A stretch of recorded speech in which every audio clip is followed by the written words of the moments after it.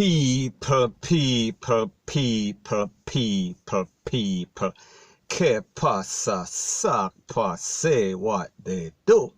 Now the first thing that is popping in the news is an update about an incident that I broke earlier this morning about a shootout that is taking place downtown. Now people, take a listen, take a look to some new audio, and then I'll give my piece.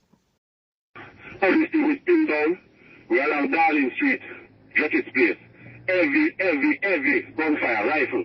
We need assistance. Here same things on the street. Take it around and come from Bedford Street and come up. We are on a severe, immense gunfire, rifle. We need to move from this location. Yeah, all Spanish Town will see. This is straight down one.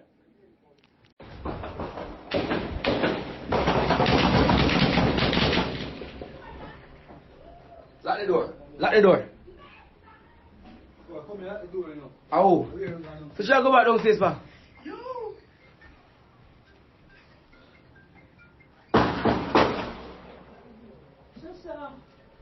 That's your up there, man. Eh?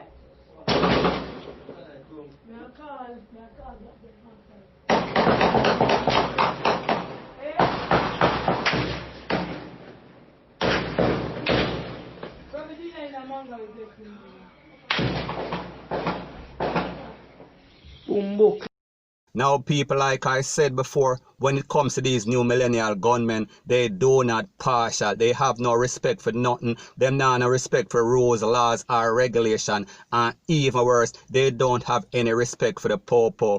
Especially when we see what has been transpiring, we are speaking about lately, as it pertains to persons in the ghetto or get slapped away. So people, is this a retaliation or is this just another day in paradise? Basically, it seems like the gunmen were going about their business when them basically buck up in the popo. And people, you know that once that happens, it is going to be mucho problem. We are talking about problem, and more problem. So people, this is how they responded.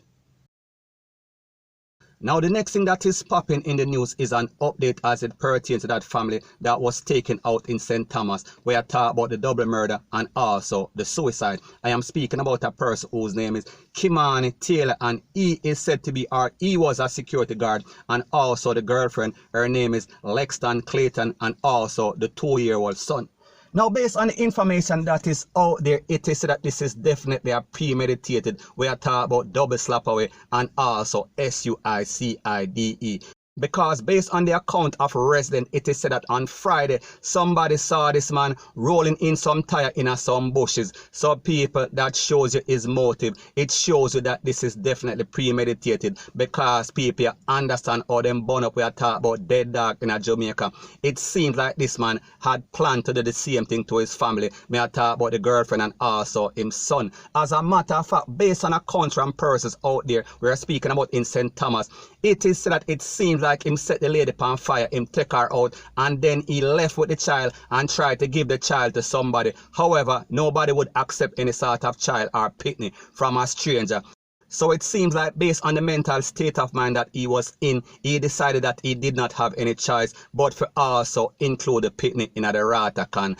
And also, based on the Popo report and the accounts of residents in St. Thomas, it seems like he poisoned himself and thus basically fall over in the fire with everybody. May I talk about the three of them? So people, we are speaking about some mentally deranged persons that are living in Jamaica. We are speaking about, it seems like Jamaica has plummeted to the lowest of the low. We are talking about the bottom of the barrel. We are talking about to the abyss of insanity. Point blank and period. So anyways people, that is my views on the whole thing as it pertains to that. And like I say, it is just my views and opinion. It is not the gospel. Your views and opinion can be respectfully different from mine, but let me know what you think in the comment section.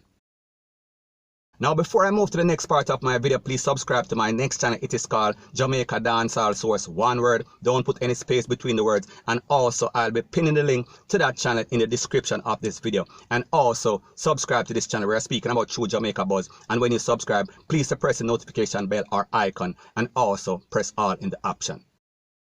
Now the first thing that is popping in the news is that we see that a Jamaican born man that went to America when he was 19, and he has been living in America for 9 years, so he's now 28-year-old. I am speaking about a person whose name is Maurice Garden.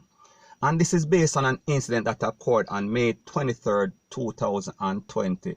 So we are speaking about 2 days before the incident as it pertains to George Floyd. However, this incident is not getting any sort of coverage. This incident has basically been swept under the rug. So based on the information that is out there, it is said that this man was driving on the Garden State Parkway, where I talk about New Jersey, when he was pulled over by a state trooper, and apparently he was speeding based on the account of the state trooper. Now, what is so sad about this whole situation is that what happened should not have happened, and it could have been easily avoided based on the fact that this man was just pulled over for a traffic violation. We're not speaking about a person that was held under any suspicion of any sort of illicit drug. May I talk about a speeding ticket? May I talk about something you just pay? If you don't have enough points, then you continue to drive and you pay your fine of a couple $100. So people, this man basically lose his life over a couple of $100. Over the fact that he was pulled over. Now people, don't get it twisted, don't get it misconstrued. None of us know what transpired between the state trooper and this man. None of us really know what kind of words were exchanged. None of us know the attitude of the trooper and also the attitude of this Jamaican man. And people, this man is from Spanish Town. And when I say he is from Spanish Town, I am not stereotyping any type of person. However, you know, say sometimes Jamaica people kind of get dark, especially when they feel like their rights are being violated. So we have to ask the question, did he have an attitude because he felt like his rights was violated? And people, the truth and the fact that if you are being violated and you retaliate likewise, you are in your rights to do so. However, you have to understand the policy. Whenever your hand is in the lion's mouth, make sure so you're careful how you take it out, because you will get bite, you will lose your hand. Especially based on the history as it pertains to these Popo state trooper, Rete, Lele, Blue, Blah, Bling. We are speaking about they are all one in the same. Them at the same. Them hate black people. Point blank and period. Now what is so bad about this situation is that the family said that they are not getting any sort of communication from the state trooper. It seems like everybody basically mum.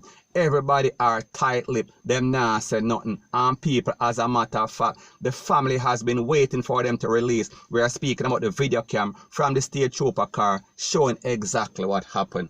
And people, what is even worse is that when I saw this video, people, it is not looking good for this family. And people, don't get it twisted, don't get it misconstrued. I am not saying that this man was wrong. However, based on what I saw and based on the history of cases that I have seen in America, that basically the Popo walk away scot-free, this might be the case in this case for this trooper, because based on what I saw, they put the man in the state trooper car. And people, let me say it again, this is my disclaimer, I don't know if his rights were violated, so therefore he was PISSED off and him going at the state trooper car, and after a while it seems as if he lost patience and he came out of the state trooper car. And people, when him come out of the state trooper car, there was a tussle. However, we could only hear audio. We could not see the actual video. So we don't know who was right, who was wrong. We only hear the state trooper scream out and I say, get back in the car, get back in the car. And your sister, there was some sort of tussle. I don't know who was right, I don't know who was wrong, but basically, after the liquor tussle, we hear some can go off. We are speaking about at least 4 of them. And people, based on the medical report, it is said that he picked up at least 4. So based on the information that is out there, it is that the family is frustrated because they've reached out to the state troopers we are speaking about in New Jersey, and they have declined to comment. So like I said, people, they are tight-lipped. However, like we see, the video was released yesterday. So people, based on what I saw of the videos, it is not looking good. And people, like I said, I am not saying that this man did anything wrong. However, when you're in the custody or in the back of the state trooper or the Popo car, basically it is best for you to remain, whether you are right or wrong, because they are going to look for any sort of reason to basically take you out. And in this case, that is exactly what they did. And what is also sad about the situation is that this youth is not a criminal. This youth is said to be a chemistry student and also a driver for Uber. So people, we are talking about a person that is looking better for himself. and also the fact that he was only living in America for in excess of 9 years, and after 9 years him lose him life. He went to a better place for a better life. However, it ended up in the worst case scenario, point blank and period. So anyways, people, that is my views on the whole thing as it pertains to that. And like me say, it is just my views and opinion. It is not the gospel. Your views and opinion can be respectfully different from mine, but let me know what you think in the comment section